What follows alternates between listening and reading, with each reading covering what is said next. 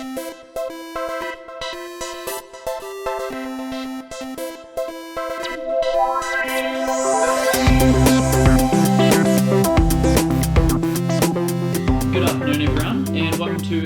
OCG show. It's actually a little bit later in the day than we'd normally record here. On the we're all feeling a little bit down, but hopefully we can keep those spirits up. I wouldn't say down. No, it's just just downtrodden. Perhaps downtrodden. But yeah, to put it in perspective, Abe was a bit of an asshole this weekend. He went away and spent time with his family. I know. So we've had to do it post-work, which is not something we've done before, so we'll keep our energy levels up. Yeah. So as you can hear, there's a familiar voice to my left. We've got the soon-to-be Aotearoa Bloodborne speedrun champion, Mr. Reagan Harper. How soon are we talking there? Are we talking sort of weeks, months? I'll probably give you about a month to get into shape, and maybe more, blood-starved beast in under 30 seconds. That's what we're hoping for here. I don't even know what a blood-starved beast is. But, we'll get into that probably a few episodes after this. And to his left, we've got the man who, if he owned a stud farm on an archipelago, there'd only be one name he'd go with, and that's My Little Pony Island. It's Balthazar Valentine. Yeah. That's glorious. I'm gonna have to. I think with that, I'm probably gonna have to listen to it back to really comprehend that. That's great. Well, it took me all of 15 minutes to come up with, so nice. I'll keep them going. So, how you been going, guys? How's everything? Yeah, pretty good. Yeah, good. Yeah, gaming. Nice. Got some games in. Well, in that case, do you want to kick things off then? Yeah, sure. I've been playing a bit this week. It's past fortnight really. The mainstay is always currently Final Fantasy XIV, which I actually have a nice little yarn to spin from that actually, something pretty cool. Do you ever have a day where you don't play that game? You sort of, it sounds to me like you're Thursday, the Sabbath. Last Thursday. Every Sunday, right? Final Fantasy XIV. But no, last Thursday in this past fortnight and play it. There might have been another day at some point, but that's the most recent one I can remember. I wasn't even like, oh my god, I must play it. I was just like, no, I won't get to it today. Oh well, I'll just have to. I won't shoot the skag into my veins. But yeah, no, I found a pretty cool little piece of lore, I guess. It's something that's actually immediately on the surface of the expansion Heaven's Ward, but I never really kind of looked at it in that light. Which is there are beast tribes in Final Fantasy. There's some backstory. They're kind of like the monsters that are the more sentient, and they'll have you do quests for them and stuff, and you can build relations with them. Right. And there's this one tribe that was introduced with Final Fantasy XIV called the Vanu, who are basically bird people. And when I first played through, I didn't think much of it. They were just quest givers I paid attention to their cutscenes. They worshipped a deity called Bismarck, who's basically a giant sky whale. And they lived in a place Bismarck. Sounds like a German banker or something. Bismarck. But yeah, and it's just Final Fantasy stuff. It's pretty cool. But when I completed their storyline, which comes from every day doing 3 quests for them to gain reputation until you reach the cap, and then you do a quest for them to increase your total cap, and then you do 3 a day again until you hit the new cap, and you level up. Hence why I have to play it every day, because you can only do 3 a day. If you miss a day, you can't do 6 the next day. So I've got to get on every day. Got to appease the dust. You'll be a day behind everyone else who's decided that that's going to be their mission. So I started noticing these other things with this Vanu race, such as they do something called the Sundrop Dance, which is essentially a war dance that they do to try and scare off enemies or instill fear in them before battle to try and break morale, break the ranks, or avoid combat altogether by just scaring them off their land. And I started thinking, that's pretty close to home. That seems quite familiar with something that we, quite similar to something we're all familiar here in New Zealand. And then I started really thinking about this race and thinking, hey, not only do they do this war dance, but they worship. This is a bit of a stretch, but the associated primal with them is Bismarck, who's essentially a giant whale. And the Vanu revere this whale as being the one who brought their islands to them, and who one of their great hunters went out to find the whale.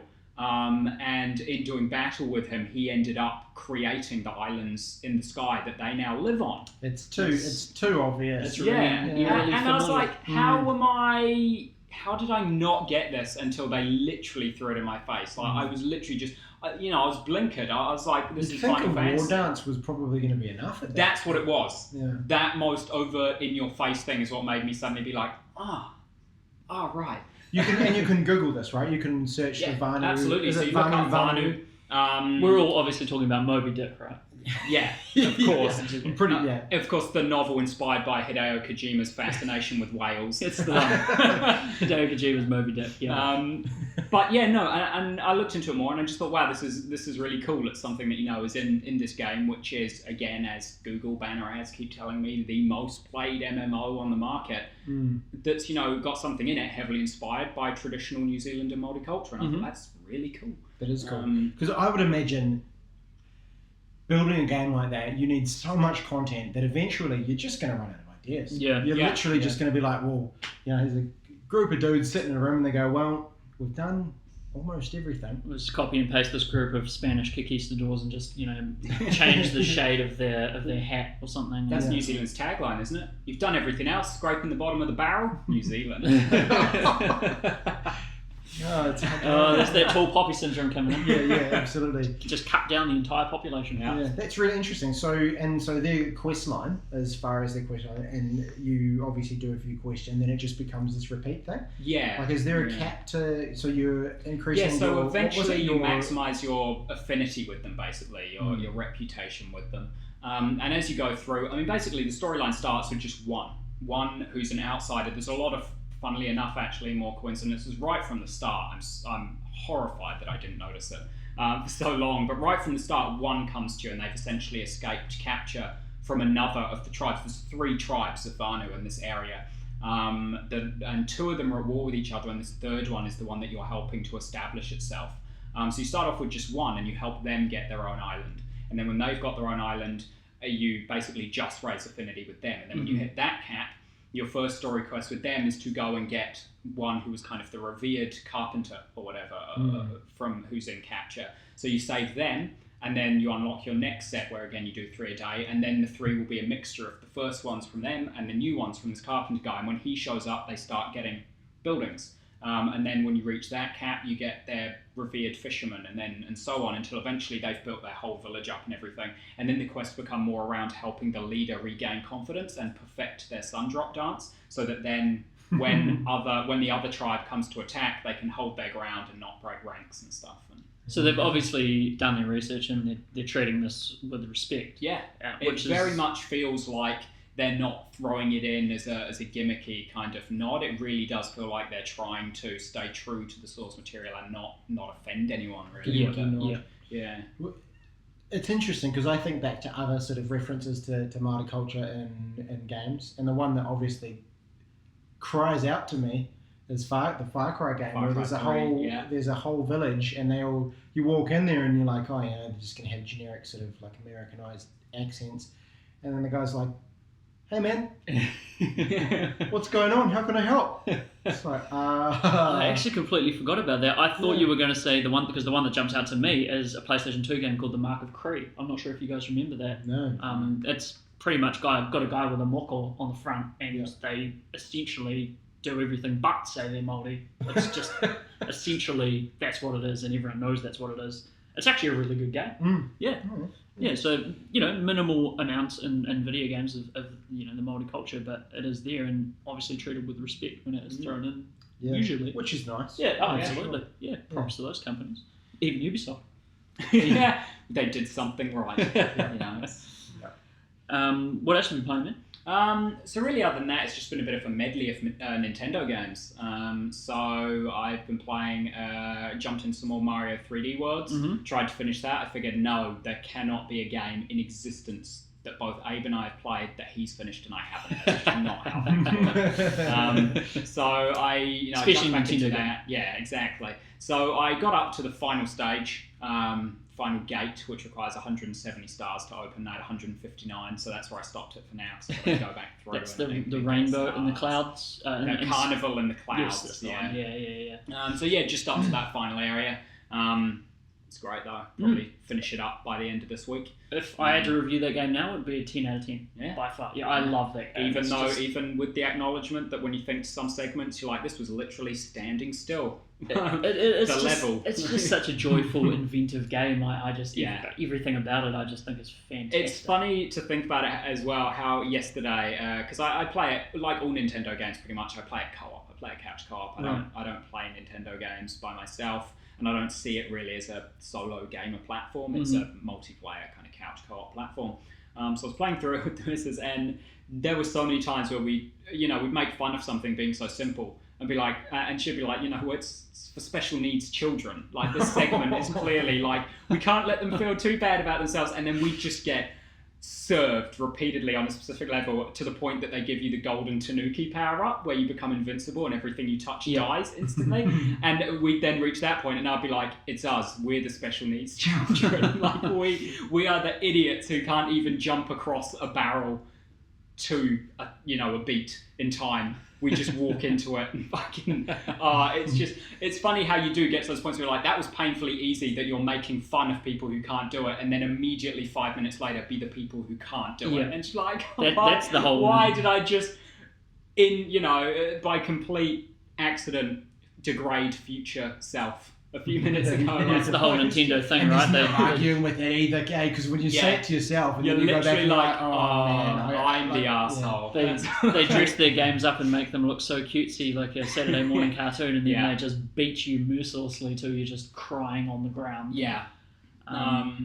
So then after that, before that, I actually played some Mario Kart 8 as well, which again was a game where you play out on 100cc's, and on one race, at the end of lap 1, I'm in like 4th or something, and Hannah's in 1st. Second, and then overtakes Mario to first on the finish line at the end of the first lap, going, he reached the finish line and then slowed down. He let me overtake him. The game is letting me... This game is made for special needs children. She came 10th in that race.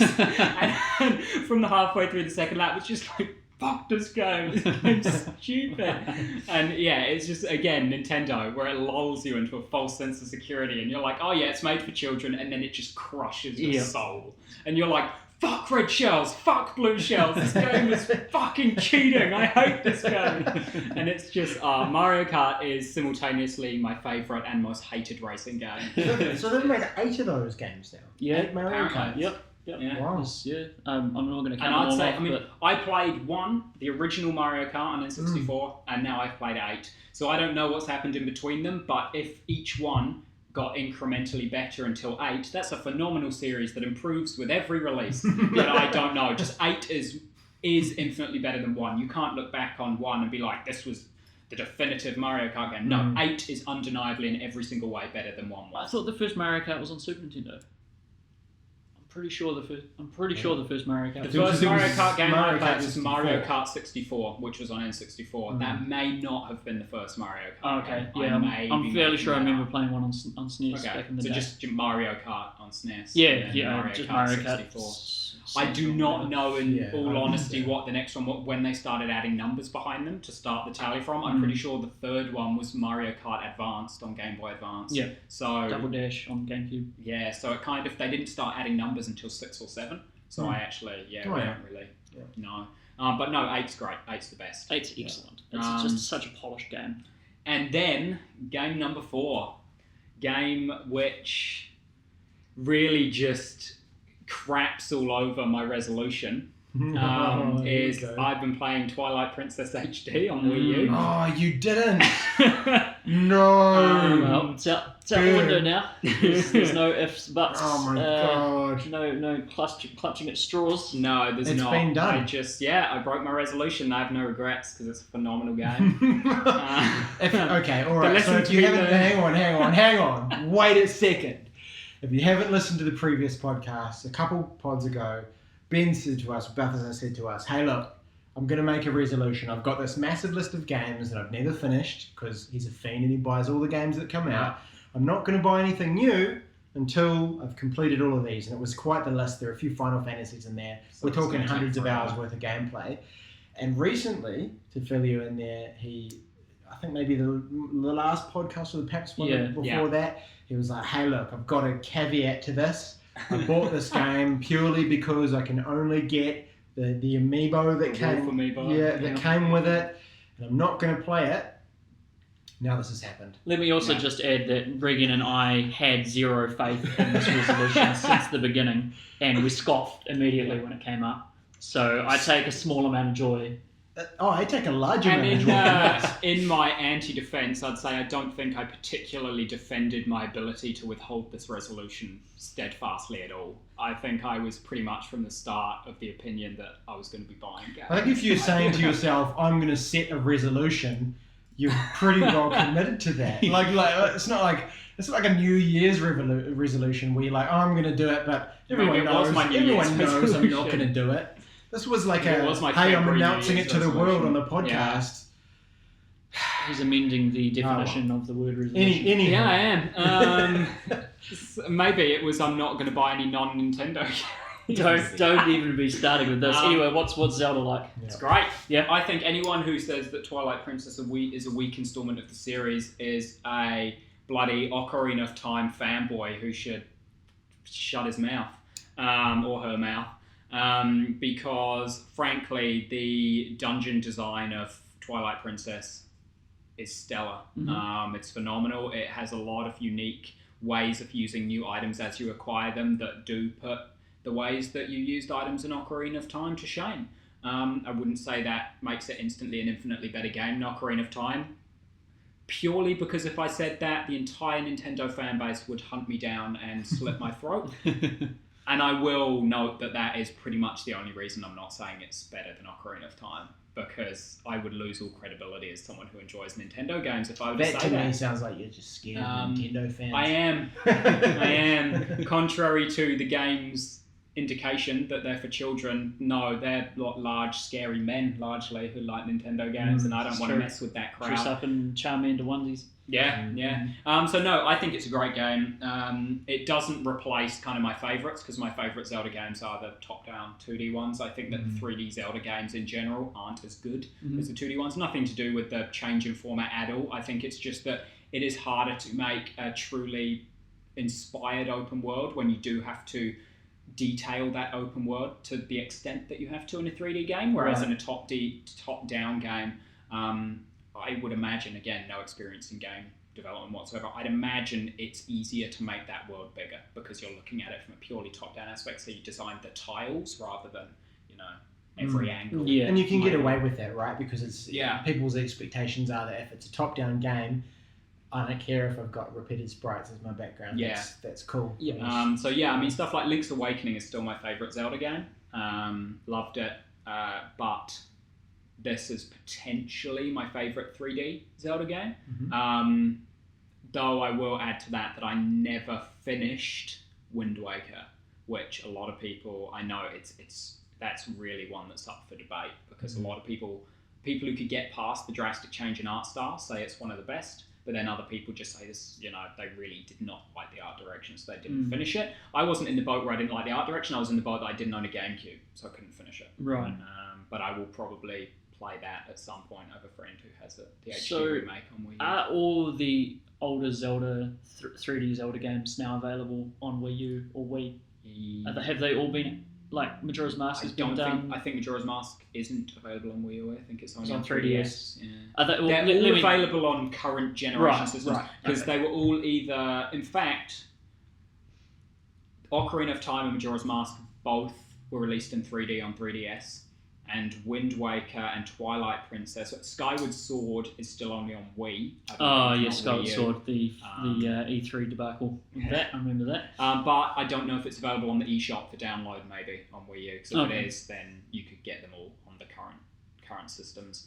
Because I know that all of the old ones as well, I'm pretty sure, are available on the Nintendo eShop as well. When they had that whole let's bring everything that was old up on the NES and SNES callback stuff.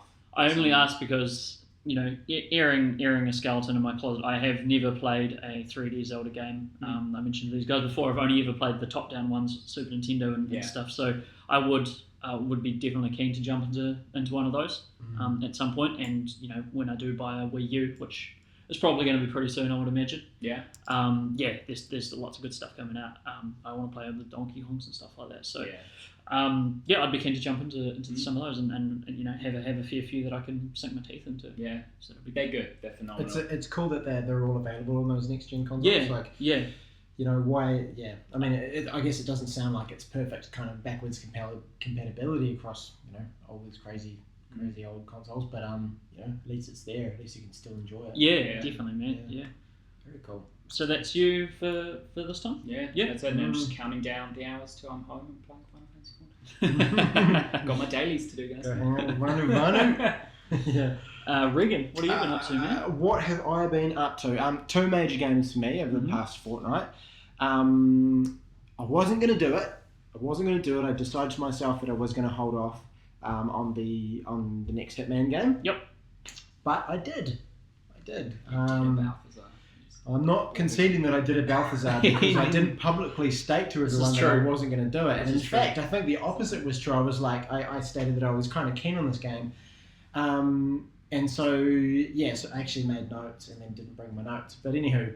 That's right. So this is the 2016 episodic Hitman. That is the one. Yeah. So if you've been living under a rock, Square Enix and IO Interactive built this beautiful new game, and that's kind of the first point I wanted to make. Is it looks really great. The engine is phenomenal. Is it a brand new engine for it? I think so. Yeah.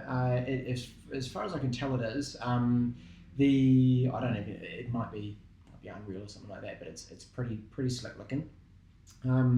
The cool thing about it, and the thing that got me was that it was for the first episode and the introduction to the whole game. It was like $24 or something, which, as far as kind of getting I would say if you played through what you get just from the start to the finish without sort of doing reruns and things on the game, which is no one's going to play like that. You maybe 5 or 6 hours kind of thing. That's not bad. If you'd never played a Hitman game before or were very good at it. So if you knew the sort of like the mindset you needed to slip into to be good at Hitman games, then you'd probably race through it in a couple of hours. Yep. So, but that's not really how you play a Hitman game. Also, I'm learning. It's really about sort of mastery of those particular levels. So you get 3 levels. You get a very basic introduction kind of level where you're on, it's actually the training ground for Agent 47 as he kind of gets into, as he's introduced to the whole world of being a badass. And that's on the sort of cruise ship. Yeah, that's the one. Yep. Cruise ship, really straightforward. You can get through that in 2 minutes if you wanted to, or you can spend quite a bit of time going through and getting all the things.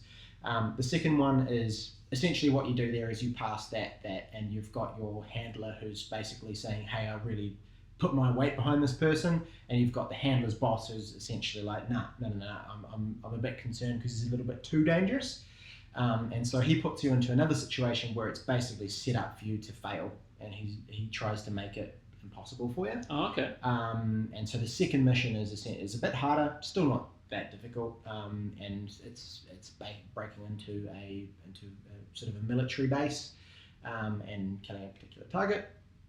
And then those are the 2 training levels. They go sort of side by side. They're both kind of just mocked up inside a silo, and you get through those and it's all good. Yep. And then the third and the biggest level, and which is a fully fledged level, is the Paris level.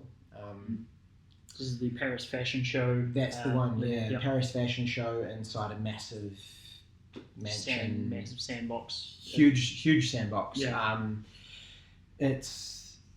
When I say huge, I'm not talking like the size of San Andreas or anything, but it's pretty big for what it is. And I think the thing that gets me is that there's a lot of characters on these levels, so there's a lot of moving parts. Yep. Loads of NPCs, not as much as Assassin's Creed Unity or anything, but like a general approaching around there sort of thing. Very dense. Absolutely. Yeah, very dense. Yeah.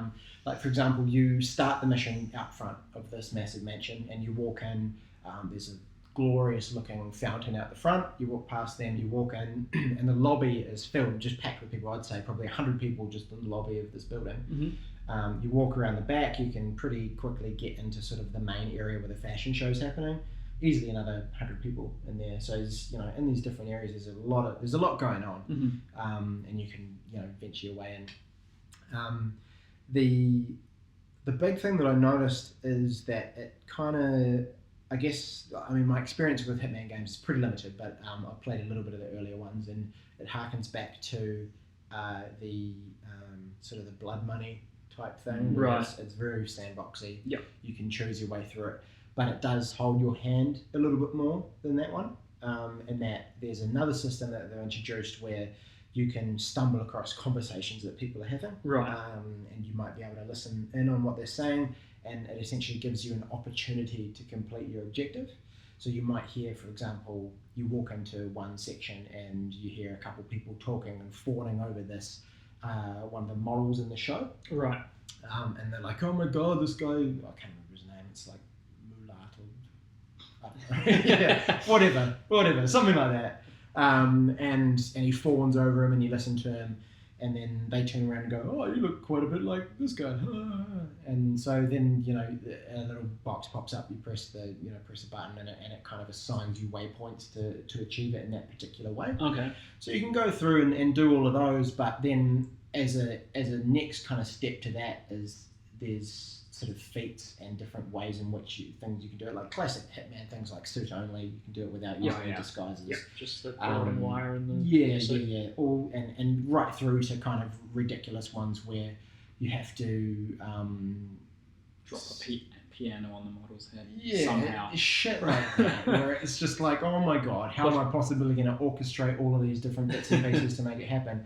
But it's obviously achievable, and that's the beauty of these games, is the way that these massive levels kind of run on, not really clockwork, I don't want to say, because they sort of do seem to shimmy about and move in an organic way, but how do you sort of pull the levers within the stage to kind of make it work? And when you do make it work, it's really satisfying. Like the first couple of levels are pretty straightforward to get all of the achievements and the feats and things, but even then you're kind of like, yeah, that's right, like I managed to figure out how to poison a guy's drink so that he is going to go and vomit into a particular toilet, and at which point you're hiding in the cupboard in the toilet that he's going to go to, and you can rush out, knock him out, grab his suit, put his suit on, walk into a meeting with the person who you meant to assassinate and shoot him in the head, things like that. And that's really, like, that's not, like, as far as like how convoluted a Hitman game can get, that's not that convoluted, but it's so satisfying. It's great, because you have to sit back and watch the level and figure out how it's all working and then make that happen. So feel like the master of your own destiny when you do that sort of stuff. Yeah, exactly, and it's really cool. It's good fun. With the opportunity system, are those things always available, or can you miss them? So if it was some of my questions was they're kind of timed.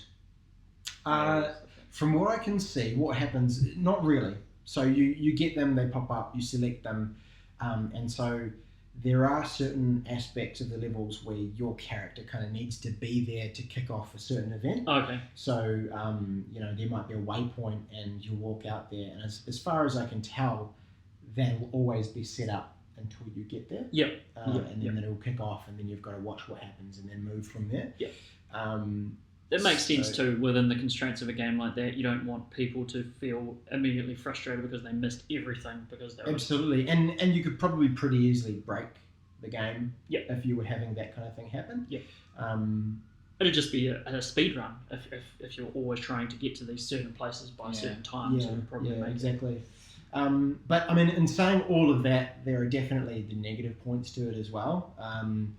The whole episodic thing, I think, is a bit shit. Mostly because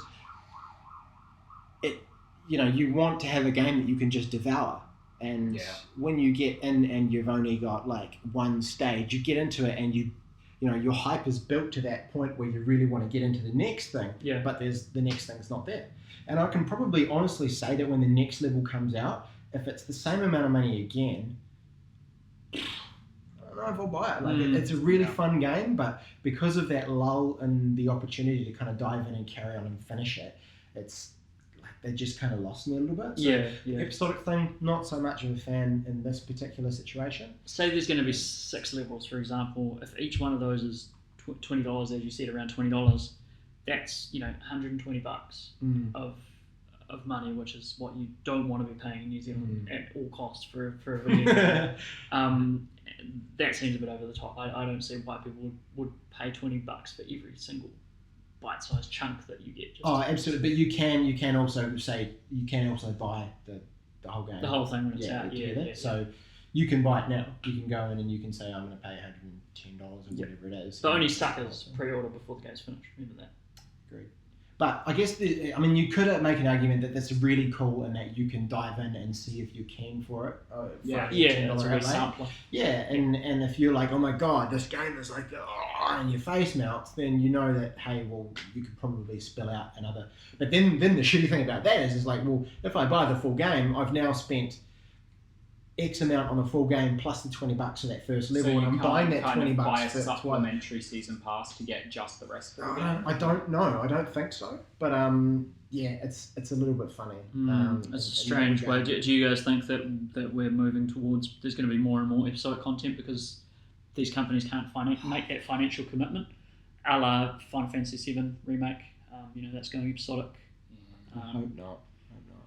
It seems that way. I mean, it's something that companies are so risk averse that they'd just rather do a sampler and see what sort of response they get, and then do another one if it's good. Which is so shit. It feels like it could be easily stopped right now before it really kicks in. If people, fair enough, you want to try it, buy the first episode, but then if they just don't buy the second episode, and that's it. If they don't make any more money until everything else is finished. If people wait until the whole rest of the game is done and then buy the season pass, I feel like it could prevent the mentality it may not stop people doing an episode and then making the rest of the game. Yeah. But it would hopefully prevent the periodic episodic releases and just go, here you go, here's a demo for $20. If you don't like it, we'll can the idea. If you do like it, we'll finish the game. Which, still shitty, but in my mind is better than everything's episodic now. Right. Because then you still got the option, like Reagan said, with this one where you can just buy the full game. So if people don't want to go, I'll buy the demo and then buy the rest later, it's like, I'll just wait until the whole thing's out. Yeah. If they did make the first part free, I'd be more into the idea. Telltale it, with episode 1 always being free, and then buy the season pass. Yeah, that's definitely an incentive. I don't feel like I'm being penalised for their shitty business practices. Yeah. But it might be going that way, unfortunately. So Reagan, I've heard you've been playing a bit of an oldie or a newie, whichever you want to consider it. How do you even classify this game anymore? I'm not too sure actually, but Uncharted Collection, back into it, are you? Yeah, back into it. So I don't know if we've been doing it since the collection came out, but I remember when it did come out, I said to myself, I'm going to play through the first, I'm going to just thrash them, and I'm going to thrash all three. Played through the first, and then something else came out, and I can't remember what it was, but it distracted me from it. And to be honest, after thrashing my way through the first one and getting into the second one, I was like, I'm going to put this down for a bit. Yeah. But that's the beauty of the collection. Got back into it this week, just after kind of thrashing through the Hitman episode there. I guess I can call it an episode. Yeah. They're going to claim it's episodic. And finished the second one and got into the third one. Nice one. The progress in those games is just awesome to see. That's always the beauty of a collection, right? Is you get to see how that developer progressed from the first game, second game, third game. Yeah, well, it's like a 10-year span of their life, right? It's like you get to see inside of them, how they were thinking and how they honed their craft, essentially. Big time, and especially when you can look back and you can watch, features online about the making of particular games and sort of see what their thought processes were and what they learned and that kind of thing. But the first game, I'd probably described this before. Literally, it's run through a plaza, shoot a bunch of people, climb a wall. Ethnic people. Yeah. You've said before. the ethnic cleansing simulator. Yeah. Run through a plaza, climb a wall, walk down some stairs, shoot some people in a plaza, climb another wall. And with a couple sort of plot things happening here and there. Yeah. And I can't remember what's the name of the dude? Nathan Drake. Well, the guys that made the game. Neil Druckmann and Bruce Straley. Yeah, I remember seeing something where they were basically like, "Hey, what we want to do is we want to build a summer blockbuster film in a game." And when you stop and look back at it like that, it's really cool in that like the first game was just full of action and set pieces, that kind of thing. And then they build and they go, oh, well, what have we learned from that one? We'll build in a little bit more story and a little bit more suspense. And, they come out with Uncharted 2, which, as far as I'm aware, is one of your faves. It is. It's definitely one of my favourite games of all time. Yep. It'll be in the top 3. Yep. It's high praise. Good job, Naughty Dog. And then into the third one, which I've only just started and kind of getting into, but the level of sort of, I want to say cinematography, but that word doesn't sort of really quite fit in regards to this, but it's just super cinematic in the way that they've stepped that up. Yeah. The dialogue, the way the characters it's action choreography, right? Even the script writing is just leaps and bounds, and they build the characters a lot better, and the banter between the characters that are happening there. It's really cool to see that progression, and the game's just fucking good fun. Yeah. So that's kind of been the big 2 games for me. But you said you were getting. I have. I actually dipped my toes back into the Uncharted Collection this morning. So I just finished the lovely train sequence. Probably nearing halfway through the game or something like that. Through Uncharted 2. Yes, Uncharted 2, yeah, sorry about that. So the thing I love about Uncharted is just the amazing contrast they have between these spectacular action sequences and, 10 million things are going on at once and this is exploding and you're jumping here and whatnot. And then the amazing just downtime, just beautiful moments that you have, like Uncharted 2 when you're in that Nepalese village and you're just roaming around and you see all the people mingling with the animals and stuff, and you can go up and I think you can like pat a yak or something like that. And in The Last of Us, there's the giraffe sequence and everything like that. It's just Naughty Dog is the master of that sort of lovely contrast, and their pacing is just stellar in Uncharted 2. It's absolutely phenomenal. You never feel like you're constantly rushed off your feet or you're constantly just bored and roaming around kind of thing. There's just a lovely balance of those two aspects. Did you ever get into finding all the treasures? Uncharted 1 I did, which my first play of Uncharted 1 was when I bought the Uncharted Collection, because I never owned a PlayStation 3.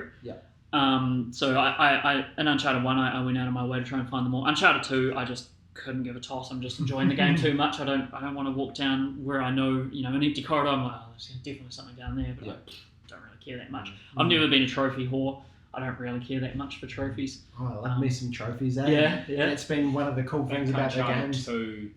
No, it wasn't actually. But Uncharted 2 and 3, I platinumed them both, and then was so mad that Uncharted 1 didn't have trophies when it came out. They patched them in later. They did. By the time they patched them in, I traded in my copy of Uncharted 1, having thrashed it like 5 times through and thinking I was never going to play it again.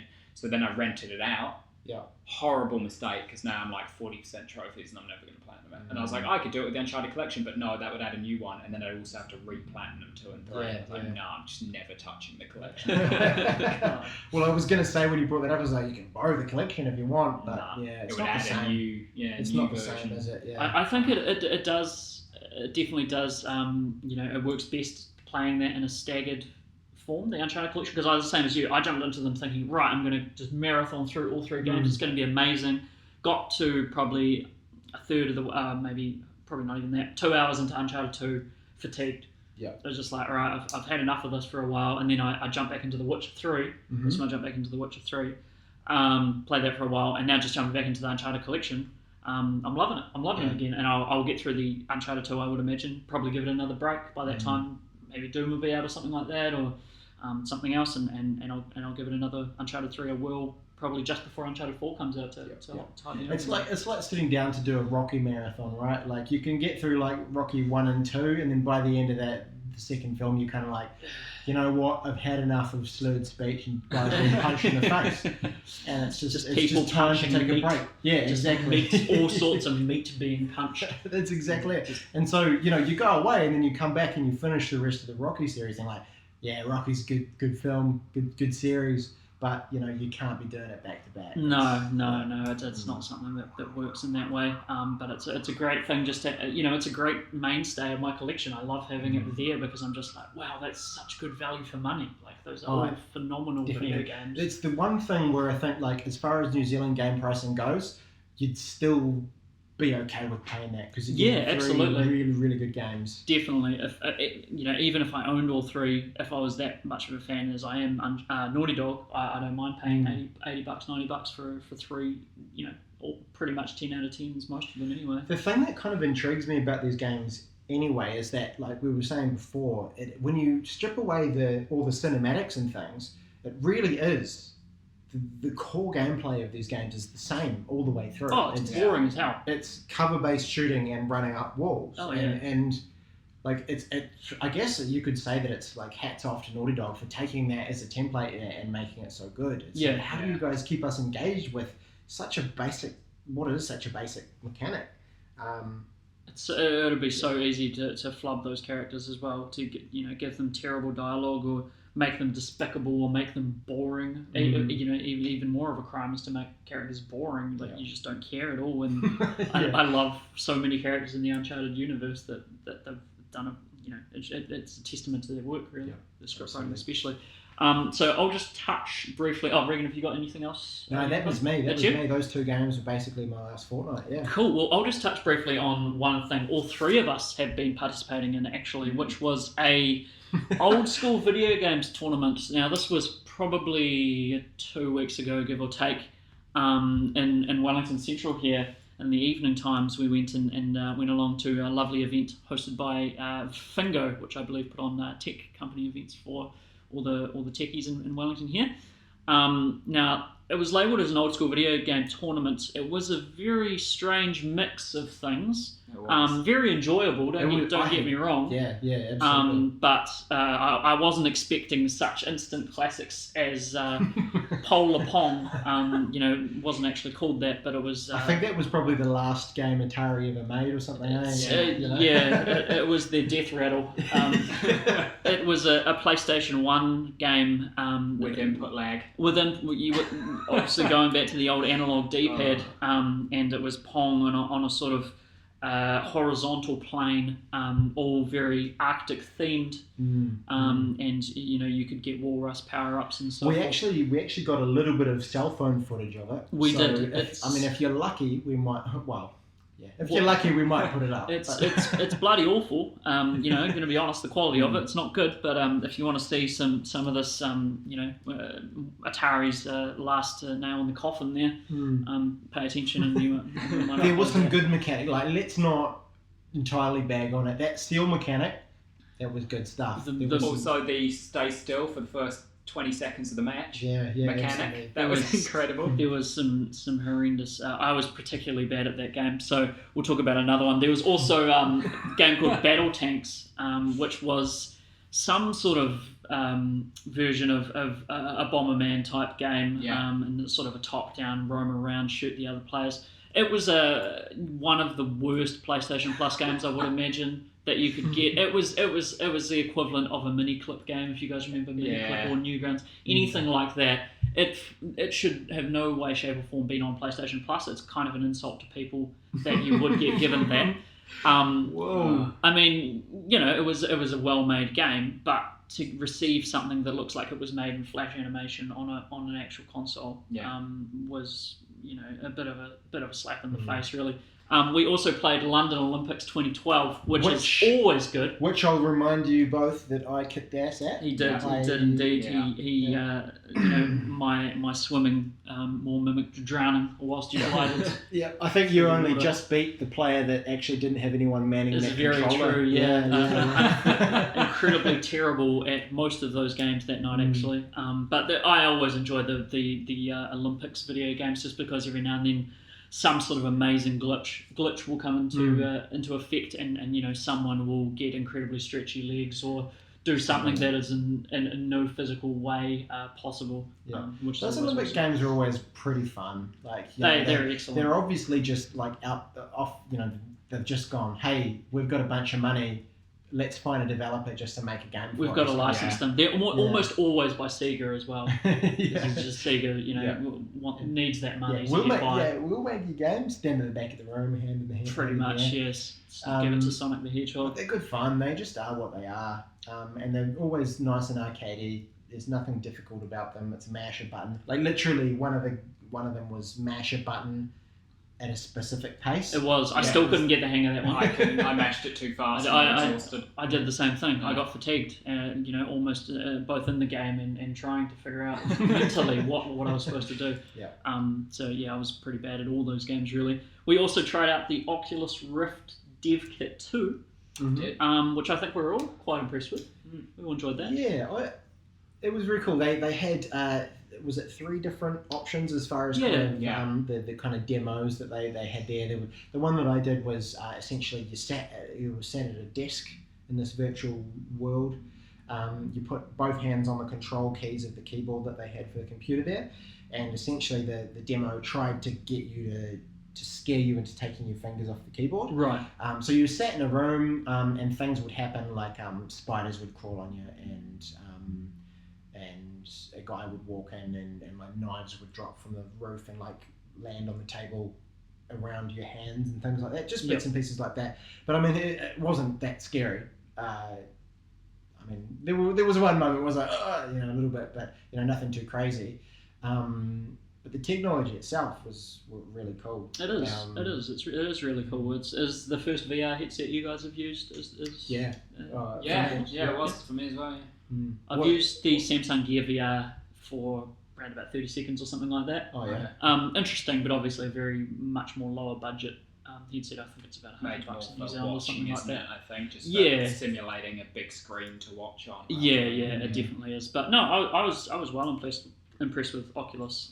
Obviously, what demos did you guys go through? Was it you had the? I did the sort of roller coaster type Rainbow's Endy one. Well, that's probably doing it a disservice to bring rainbows into it. But no, it was more. It wasn't really a roller coaster. It was sort of to bring it back to Rainbow's End. The pirate ship. The pirate ship in Rainbow's End that sort of goes up in a penumbra. I'd rate that above the roller coaster, to be honest. Yeah, that's good fun. You sit at the back, you get pretty high. Yeah. Especially when you're smoking some of the gadget. Sure. Yeah. But no, that was actually pretty fun, and it did make my stomach drop at points, and I was well aware of that it was. I wasn't immersed, let's say, but I thought that was pretty cool that I could trick my mind into thinking. People had to leave after doing that one. They felt too sick. They had to go home. Really? Yeah. I did not know that. Wow. Yeah, wow, that's pretty weak because I didn't really feel anything. My stomach dropped, but I was like, well, I realised, I knew where I was. It wasn't that immersive kind of thing. Yeah, but, I get you. I could see, particularly because when I tried turning my head around to see what was behind me, and I saw just sort of a floating mannequin head. I'm not sure that was supposed to be me or someone beside me. Just someone sitting very close. It was very off-putting, and I didn't really understand what was going on, and that kind of took me out of the wee bit. But no, very impressive technology, and once they get past, like late PS1 graphics, I think it'll be good. Yeah, totally. That was what I kind of noticed as well, as the displays themselves weren't amazing. But as you say, it was a dev kit, right? So it's kind of like, hey, here's this, build some stuff for it, and we'll show everyone how cool it is. Definitely. And I mean, in saying that, it was still really cool. Like I mentioned the bit where the knives drop down, just being able to move your head around in space and look at the other side of an object in a virtual world was that was awesome. It was. It was a great deal of fun. And on the VR note, big news recently. Pretty big news. It's had the internet in a bit of a tizzy. PlayStation VR is coming out. It's got a release date. It'll be out October this year. Now, the interesting part of this is the price point, because, as per usual, we get royally screwed over. So, in America, and there was pretty much celebration in the streets at this when I saw this price point drop. $399 for America. Yep. I think $399. they're all very, very happy about that. Yep. $400. They're loving it. They're just on cloud nine with that. You know how much it is in New Zealand, guys? $630. How, in which universe does that math translate? I don't understand. I'm going to look at the conversion rate right now. Continue speaking. It's something like it should be around 500 for something like that. Anyway, but they always screw us anyway. On I'm not sure how much you guys bought your consoles for, but I bought mine secondhand because I'm stingy, and I bought it for $500. So this is a good $130 more than I bought my actual console for. So that is outrageous to me. And remember, this doesn't include the PlayStation Eye. That's excluding vital components required to run it. Yeah. The PlayStation camera, which I never would have bought, and maybe I still won't bought if PSVR turns out to be a load of bollocks. But I'm not a huge fan of that price point, to be honest. No. Do you think? Because to be honest, if I had plenty of disposable income, I'd probably still pay it. Yep. That's the sad thing. I think like if there were some cool games that came out, and it sounds like there will be a few cool games that are coming out, I probably would still do it. Yeah. I mean, I don't know whether it'd be cheaper to even get one imported from the States, whether you bought it direct. It could be, yeah. Maybe. Don't get any ideas about selling it second hand on an online marketplace with the power converter. Yeah, no. You want to make sure it's definitely got the right plug. Definitely. Yep. Got to be compliant. Yeah. But yeah, the whole sort of like, hey, here's how much it's going to cost, and actually, you're going to need these bits and pieces as well, is a bit funny. Yep. And I think the argument there was that, hey, a lot of people already have these anyway, so no one's going to be too worried about it. Right. It's the equivalent of the new 3DS coming without a charging power cable, which really pissed me off because I'd never owned a DS or a 3DS and I had to go buy one separately. It's funny that you make that comparison actually, because there's a lot of comparisons recently I'm seeing with things Sony are doing and things Nintendo have already done. That when Nintendo did them, I don't give a fuck because I already had all the stuff required. So I was like, oh no, that's good. That saves me money. Yeah. And now that Sony's doing it and I don't have the things, what the fuck are you doing, Sony? Sort your shit out. Include what I need with what you're selling. It's funny because anywhere, if we were living anywhere else in the world, like people in the UK don't seem too upset about it. I believe in the UK it was £399, so that's same price. It is a bit more for them still, because that would come up. A lot more than $3.99 US. It would come in at what? $4.99 or. It might have been €3.99. I'll have to check that out anyway. But I'm not sure if they did GBP. But it's pretty ridiculous that it's going to cost that much. I mean, it's still cheaper than Oculus. Yeah, well, that's the thing too, right? It's like it is actually still the cheapest option out there, and I mean, looking at the stats and things, the technology is pretty comparable to the others. I think maybe the field of view is not quite as big as some of the other competitors, but generally, the what's the word I'm looking for? The resolution. Yeah, the resolution. Thank you. Is just as clear, those kind of things. So the core experience is going to be just as good. It is. I guess it's kind of moving forwards. That's the issue. Where in the short term, it's the cheapest gaming headset on the market. So that's definitely appealing. It seems like if you're going to go with one and you have a PS4 already, that's the option to go with.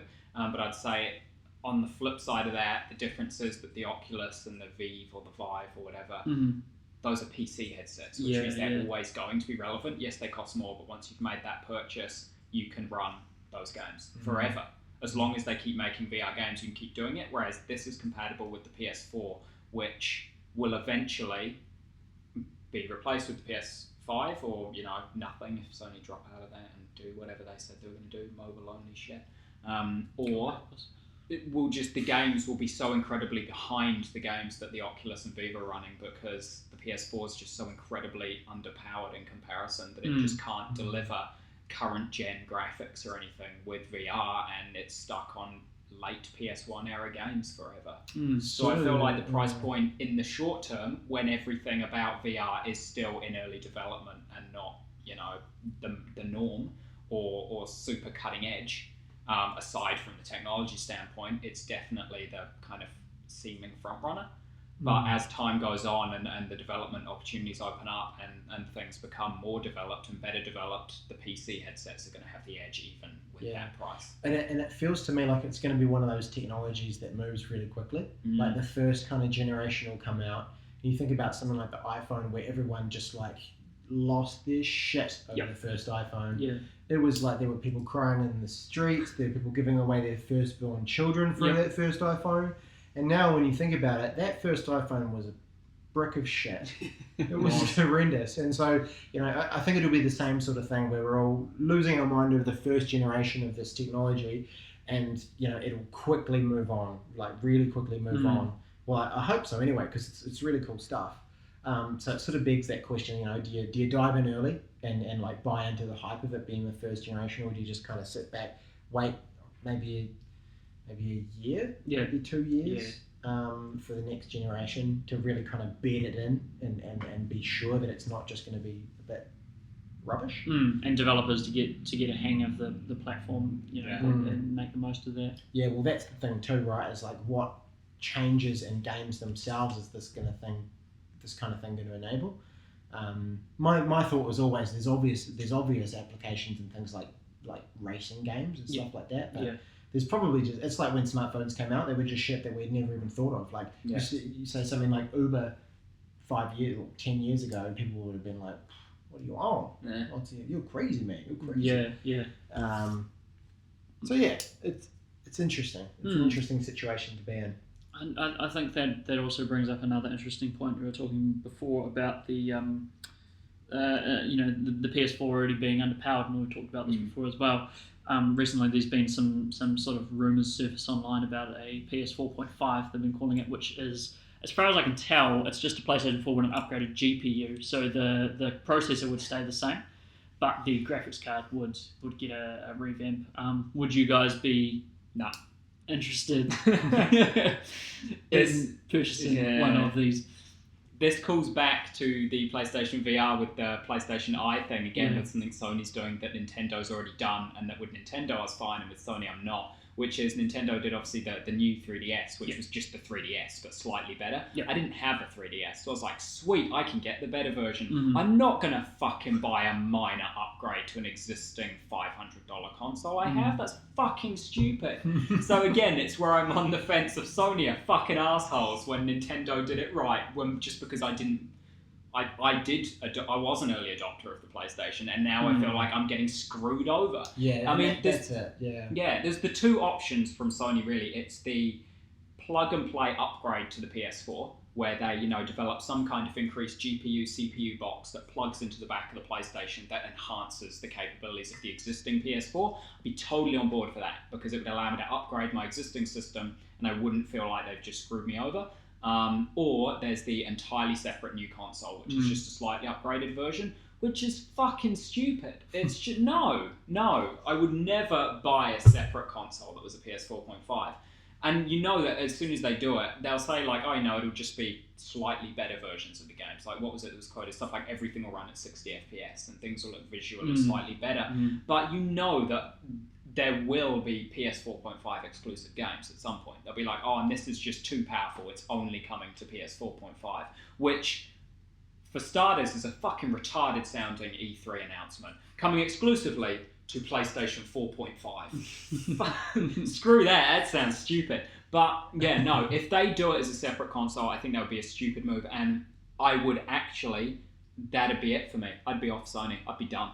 If they did that, obviously I wouldn't stop buying games for my PS4, but I would never buy a new Sony console that was released ever, because I have a good PC now.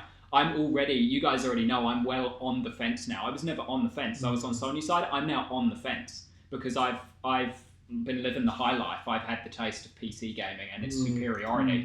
So I'm on the fence. Bought into this master race thing hard. I'm on the fence. Hard. And if Sony screws me out of being able to, even potentially being able to play future releases for a platform that I've bought because they've released a 0.5 upgrade, air quotation marks, I'd be out. I'd be done.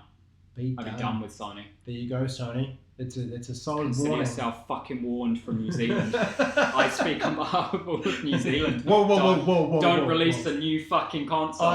Release it as an upgrade. And yeah, if they want to also release it as a package deal where it's like you can buy PS4.5 consoles, as in you build it where the attachment is physically built into it from the start, and it is a 4.5, that's cool as well. So it is also a separate system, but I believe it should be an attachment to the existing system. And I think if they don't do that, it would be stupid. Oh, I think they're not going to be doing it for a while. If even if they do it. See, yeah, well, that was my thought as well, because I hadn't heard about this until earlier today, and it sounded to me like it was just a reaction to what Microsoft had said about potentially, maybe, possibly, kind of releasing another, and it's just sort of like, it's just kind of that one-upmanship. I think we're probably making a, what's the phrase? A mountain out of a molehill. Yeah. They can do what they want, if it's a little, I think ideally, like you say, I think it'd be, if they were going to do it, it'd be cool for me not to be shafted, and I'd like to think that they're kind of looking after their consumers enough not to release a whole new console. Yeah, but I think, as long as, even if they did do that, as long as they still kind of gave a nod to those people who bought the PS4 originally, and any further games there will still be able to be played on that on the PS4, that's cool. I'm alright sticking with my PS4 if it means I can still play them. But hey, if they're not 60 FPS, sweet as. Getting by so far. Yeah, I think exactly. I think the thing is, the message there from me would be, hey, think about your consumers. There's loyalty there. You're meant to be for the players, or whatever their motto was, something like that, right? And then there's a guy running around happy. Think about that, and think about, it's not necessarily all about keeping up with the Jones or keeping up with Microsoft in this regard. I think it's been about sort of saying, hey, look, you guys have stuck with us. We're going to stick, we're going to back you, I guess, and help that, have that guide their decisions, perhaps. But it's more a case of when I heard this announcement, I thought, that's not too far out of the realm of possibility, because there was an Xbox 360 Slim release, and there was a PlayStation 3 Slim release, and they both were upgraded in CPU. I don't think the GPU was upgraded, but the CPU was definitely upgraded. So it's not that different behaviour, and we all know the game industry is cyclical. And things are just going to repeat themselves. But I think the main difference there is that the Slim versions, they were just faster load times. That was it. They weren't actually touted as being like, this will be able to play all your games at a higher resolution and frame rate and just better performance. It was literally just like, hey, it's slimmer, it's also slightly faster. I think there's a vast difference between slightly faster and actually a completely different gameplay experience. I mean, it would be false to not just basically outright state that 60 FPS gives you a competitive edge on 30 FPS if you're playing fast-paced games like shooters. So you would actually be missing out. It's that much of an upgrade that you would be being screwed. So I think it is considerably different to a Slim, but as you said, because the industry is cyclical, it's highly likely that it will be a separate console and it will just be treated like a Slim version. And if they do that, See, and it's funny to see the difference in opinions there as well, because gamers can make their own choices as well. It's like, hey, if you don't play shooters and you don't really care for having 60 FPS on those games that you play, hey, we'll just stick with what you got. That's sort of the opinion. I think that's why I'm so blasé about it, because I don't buy into stuff. I always stay like 2 to 3 generations behind generally anyway with everything. I don't really care. I just do my own thing. So I wouldn't really care if they released it up. I'd just be like, well, there you go. And just keep like I said, for me, the main thing would be if they release games exclusively for PS4.5. That would be it. I'd just be out, because it's not a real console. If it was, you'd call it the PS4. I mean the PS5, not the PS4.5. Like that indicator is that it's not a new system. It's a semi-upgrade. Yeah, it does seem like both heads of Sony and Microsoft, Peter House, I think, for Sony, or Sean Layden, and what's his name? Who's the Xbox guy? Phil Spencer. They both have a good head on their shoulders, and it does seem a well upgrade from what Sony and Microsoft used to be like.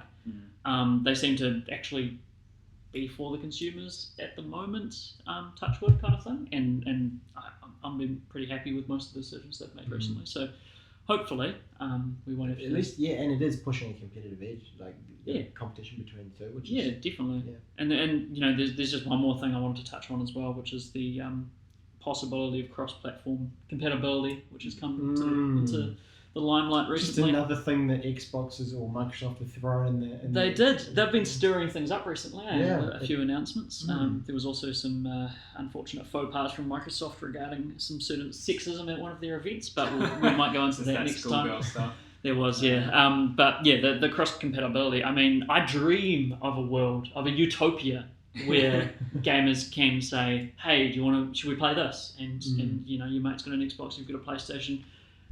I want to say someone's got a Wii U, but I won't. We won't get that far into. That's just absolute pipe dreams. Yeah. But how cool would that be? Steam, let's say Steam as well. All three. We've already got Rocket League available for PS4 and Steam cross availability. Microsoft is jumping in on that as well. I think it's now available for Xbox and Steam, but not Xbox and PS4. So we've got these sort of branches. Yeah, it opens up some really interesting questions. Like the one that sort of dived to mind immediately when I heard about this was kind of like, does this then fuel the exclusive game sort of thing? So it's like, is an exclusive game going to become much more of a big deal when you know that you can only play it on that one console? Yeah. It's probably not as big of a deal as I had first thought, because obviously this is only for online play and online multiplayer games. Mm-hmm. But yeah, it kind of made me wonder about the leverage that would create. Sony would definitely have the upper hand on that one. I mean, the amount of people who I've heard say to me, I wish I had a PlayStation so I could play X, and the amount of people I've heard to me say, I wish I had an Xbox so I can play X. There's probably more like 15 people have said the former. One has probably said, I wish I had an Xbox so I could play Halo. Like, no, what exclusives? Play Halo? Yeah. Hey, Halo 2, Halo 3, amazing. Amazing experience. I had a lot of fun in my formative years on those. But yeah, no, there are very little exclusives on the Microsoft platform. But you're right, exclusives would become a big deal. I'd kind of be for that. I think that's kind of special. I already think it's special that Sony has, like, your Santa Monica God of Wars and your Naughty Dogs and that sort of those developers on their teams, and it's pretty cool that you can only play them on a certain platform. I wouldn't be against it if everyone could play them, but it does build them up a little bit more. Yeah, totally. I think, like you say, it's you're right. It's be a utopian dream where it just kind of strips away the barriers. It does. Like you all hold hands and be friends. I wonder how it would cross over with kind of like profiles and trophies and like, I know that on my PlayStation profile I'm a whatever level gamer.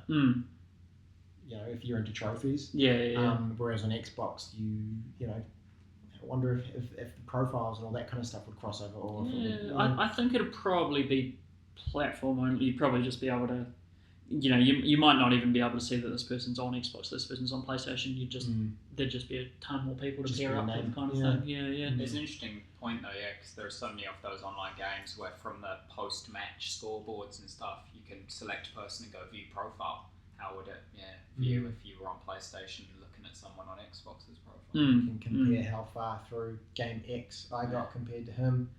Yeah, I don't know what it is. I love trophies, man. It's where I get a lot of. Yeah, I always feel like I every now and again I'll compare trophy lists with someone at random. Like I compared with you when I first added you to a friends list, and I was looking through. Fortunately, it didn't happen on games that we'd both played. But if I look through someone's list and we've both played a game and they have more trophies in that game than me, I'll put that game in immediately.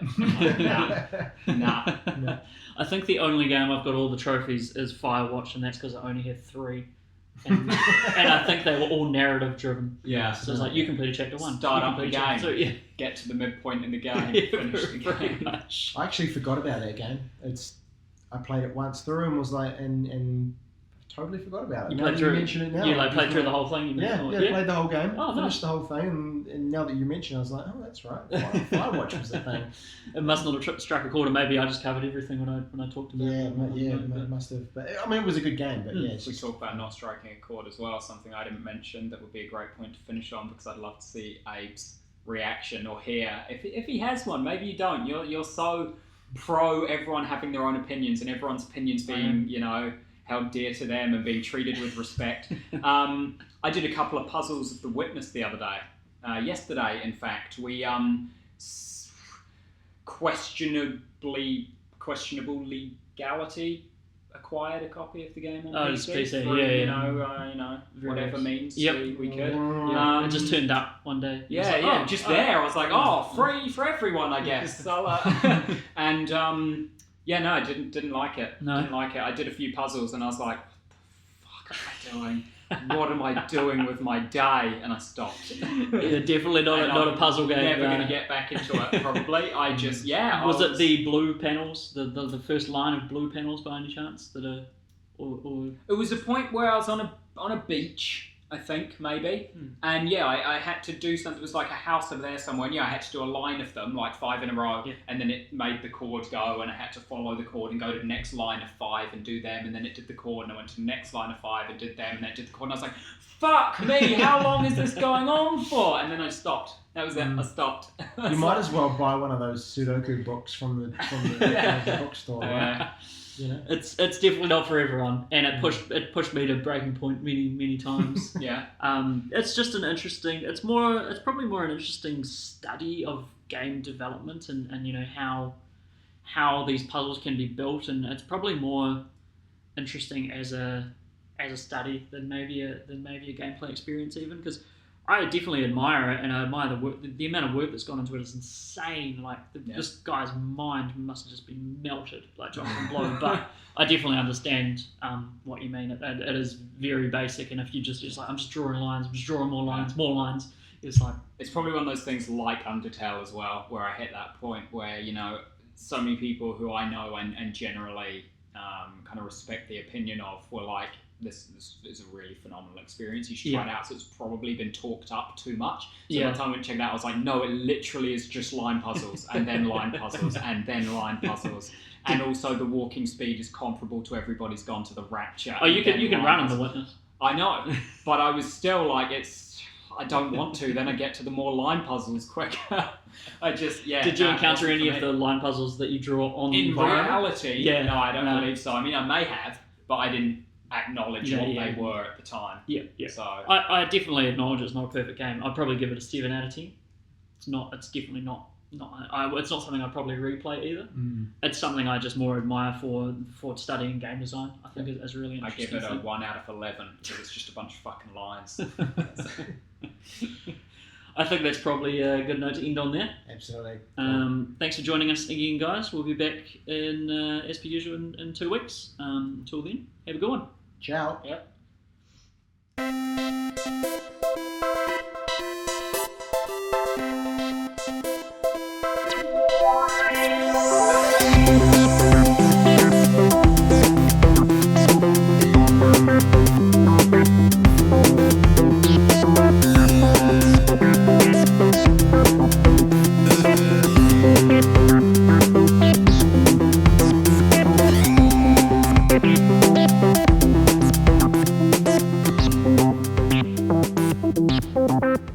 Thank you.